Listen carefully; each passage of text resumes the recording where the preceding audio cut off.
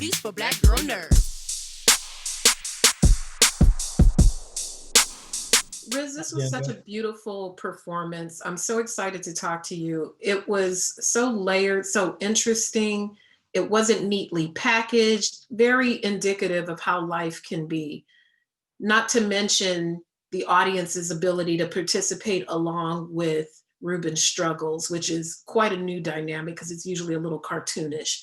What was it like to even incorporate that into an already complicated emotional role? It was a privilege, really, you know. It was a tremendous challenge taking on this role emotionally and also on the technical aspects, learning how to play the drums, learning American Sign Language, um, you know. But it was also just tremendous privilege and really enriching. And I think a lesson that I learned making this film is also a lesson I think Ruben learns in the story, which is the challenges that life deals you can also be the gifts. You know, if you can just bear to look at them a different way and look at who you think you might be a different way. And that was a profound privilege to kind of be taught that, you know, through the process of making this film.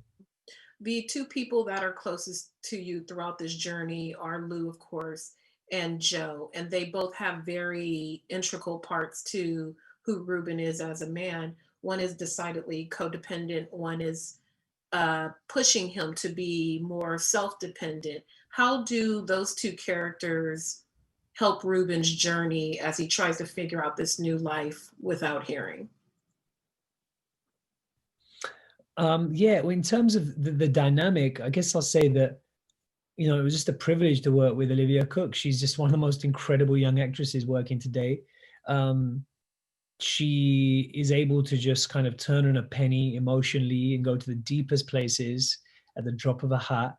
I had 7 months to learn those skills. She came in late into the prep process with, you know, 6 weeks to learn the guitar and loop pedals, and that's kind of style of metal singing that is really, really grueling on the vocal cords. You know, I think that relationship is the heart of the movie in many ways, because, you know, so often we define ourselves through these external things. I'm a drummer. I'm someone's boyfriend. I make music. I live in a camper van.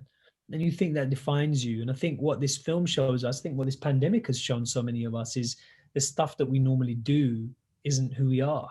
Mm. You know, there's something deeper than that. And your true identity is something separate from all those external kind of markers.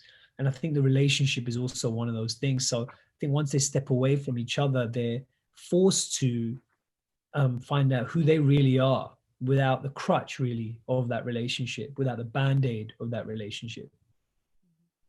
And lastly, you've chosen such a wide array of roles that have tremendous range. Do you feel like at this point you really know who you are as an actor? No, never. I was listening to a conversation between James Baldwin and Maya Angelou yesterday, two people who I kind of often return to as they speak about the journey of the artist and the role of the artist. And what they say is, they said in that conversation was, when you start believing your own publicity is when it's over. And another thing they say is, you know, you're always trying to be an artist. You wake up one day at the age of 80 and you're still trying to make that coat fit. You know, you never get there. And I think that's the thing that's so intriguing and so animating about any kind of creative journey, any life journey really, is that the destination is always kind of out of your reach. And once you accept that, you realize, like, wow, it's the journey itself that's been so enriching. It's the process I'm going through that has meaning, not the place I'm trying to get to. So I definitely don't know who I am as an artist. And I kind of hope in a way I never do, you know. I hope I continue to be surprised by this crazy ride. Wonderful.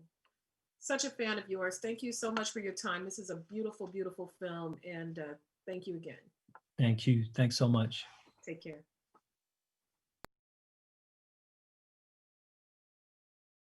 Better shake your booties for black girl nerds. Better shake your booties for black girl nerds.